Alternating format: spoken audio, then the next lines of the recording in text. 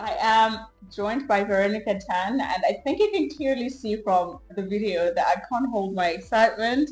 She is the author of People Often Ask Me, and she's on tour in Zimbabwe with Robert. Welcome for starters, and thank you for choosing Zimbabwe. Thank you so much for having me. It's a pleasure of coming to Zimbabwe and heard so much about Zimbabwe Right. through Robert Kiyosaki in every event that he talked about. And finally, I could be here. So it's a dream coming true. And Right. thank you for having Yeah. me. But the question that people could have at home is why did you choose to come here with Robert and why specifically in the year 2025? I think everything happened for a reason. As I said, Robert talks about Zimbabwe every event, every year in South Africa, Johannesburg, Cape Town, because he will always use the example of Zimbabwe, reference to your hyperinflation, that Right. he used it example to warn everybody not to depend on the US dollar because now worse, they are printing more and more of US dollars, and he just want to use Zimbabwe as an example and says that, get ready, be prepared, and we don't be in a situation. So we heard a lot about Zimbabwe. We have customers coming from Zimbabwe to South Africa to attend our event, but talk a lot, but never imagine I will be here. And why here? As I said, I think everything happened for a reason. It's really by divine intervention that this time, he comes here all the time, but this time, Philip Hassan connected him, said that, can we invite you to speak over Zoom to a Wow. group of people? And Robert says, I am coming to Zimbabwe for In hunting. person. And I was with Robert at a cruise in Caribbean. And he says, we are going to Zimbabwe. You have to set up some games, casual game, and teach the Zimbabweans.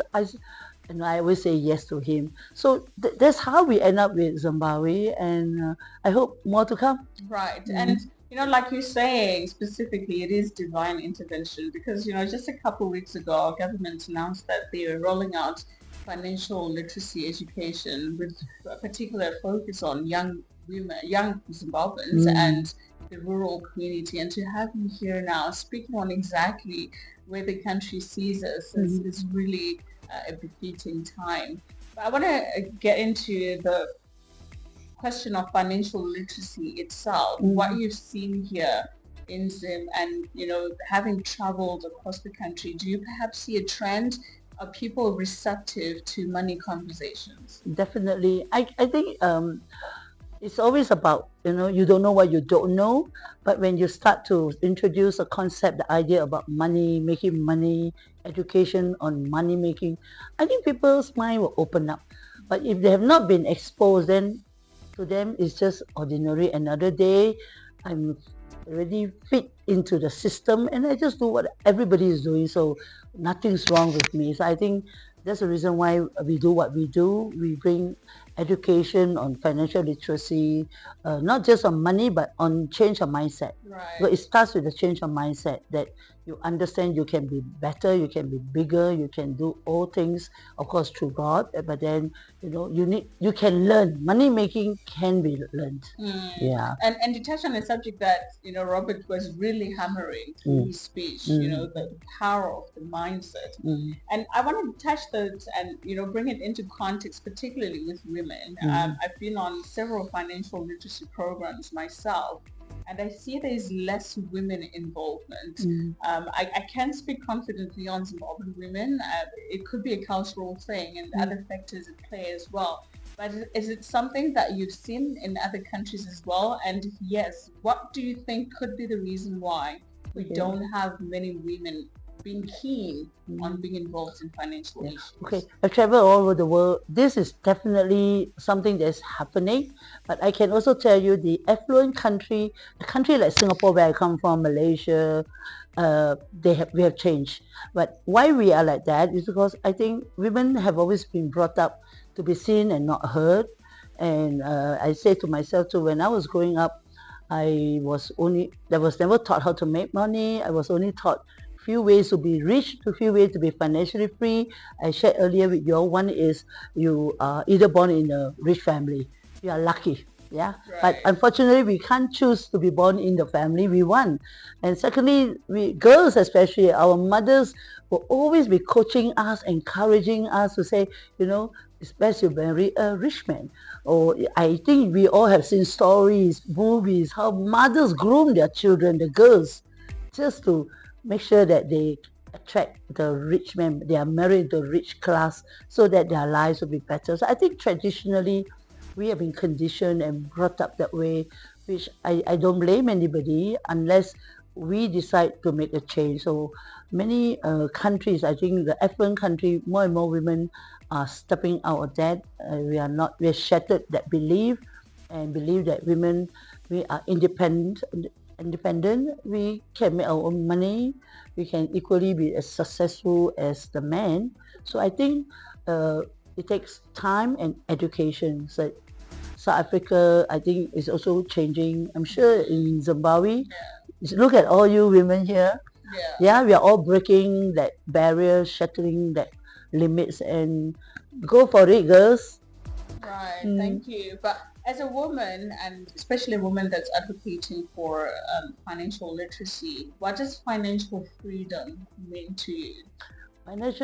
Financial freedom for me is actually, um, I can walk into a shop, buy anything I want without looking at the price tag. Wow. I can That's walk the into goal. That's the I end walk into goal. Louis Vuitton, pick anything I want. I can walk to the jewelry shop, pick anything I want without having to worry, you know, is my husband's money or my money, or I have to worry that, or going to a restaurant to order any food you like, that you don't have to worry of the price tag. That's financial freedom. I mean, for me, in easy, simple way. Yeah, Yeah. and I think it's the same for most women. Yeah, we're spenders. We like to look good. Yeah, beautiful things, right? We love beautiful things. But I understand we're on a time constraint. But Mm. just as we wrap up, you had this summit, a very life-changing summit, in my opinion. You know, making money make sense. For the Zimbabwean that was not able to make it today, what would you like to say to them? But for those of you who can't make it today, not to worry. There's a lot of similar information on the YouTube, internet, and also I've met a lot of successful aspiring women, men in Zimbabwe who walk up to me and say they want to be teaching information that what they also know, but they just don't have the opportunity to be on the stage like what we did today. So I'm sure uh, this event has opened doors to many people in Zimbabwe to say that if I know something about financial education, I'm going to step up and teach, and those who don't have the opportunity to be here. And otherwise, I'm sure um, Nigel and his company will have the recording on internet that you can Right. ask to watch again. So I think that's my advice to those people who have missed it. But it's not the end. Don't let this be the end. And there's a lot of other information available out there. Yeah, thank you Mm. so much, Veronica, and Thank thank you you. for agreeing to come to Zimbabwe for starters. Wish you all the best, Thank and I you. hope we'll have a summit as big as this, specifically for women, no men involved. Sure. We work towards that. I love that. That Right. has always been my dream, to empower women and globally. And then, like I said, I started with South Africa, but now that I'm in Zimbabwe, and I think most of the people who walk up to me, surprisingly, are women.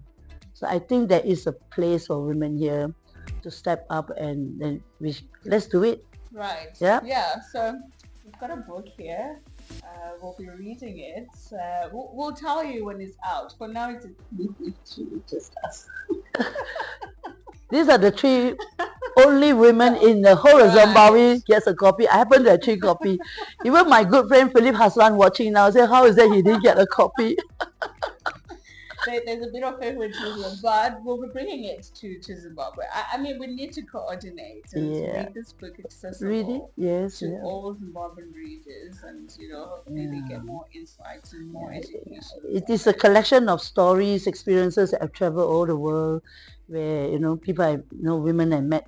Actually, although it's like written targeted for women audience, but I think a lot of our men customer friends love to read, because I have chapters like what is the secret of successful marriage, how I met my husband, one favorite topic, one chapter you must read is when I found a condom in my husband's car.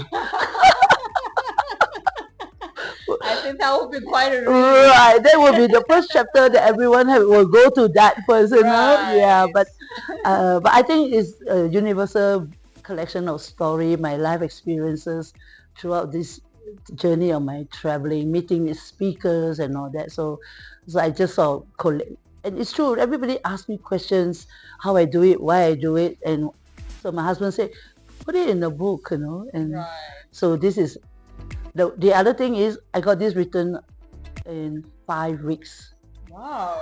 Be- 5 weeks. That's because record time. That's slightly over a month. Yeah. yeah, because my birthday was last month, 21st August, and when I think when we were talking about writing a book, my husband saw a book, say, this book not well done. You could do better. It's a female. So I say, so he challenged me. You can do better, and I say, I don't have a good title. I do have stories to say, but I don't have title. Then the idea of this title, and then I told myself, my birthday is August 21st. That day was 19 July. I said, I'm going to give a gift to myself. Wow. And I did it with, I say, And now it's day good and for night. the world too. Yeah, exactly. And like I say, you three girls are the first to get in the whole Zimbabwe. Enjoy it and share Thank it. you. Share it, yeah? Thank you. Thank you. And thank you for your time as well. Pleasure, pleasure. Thank you for having me.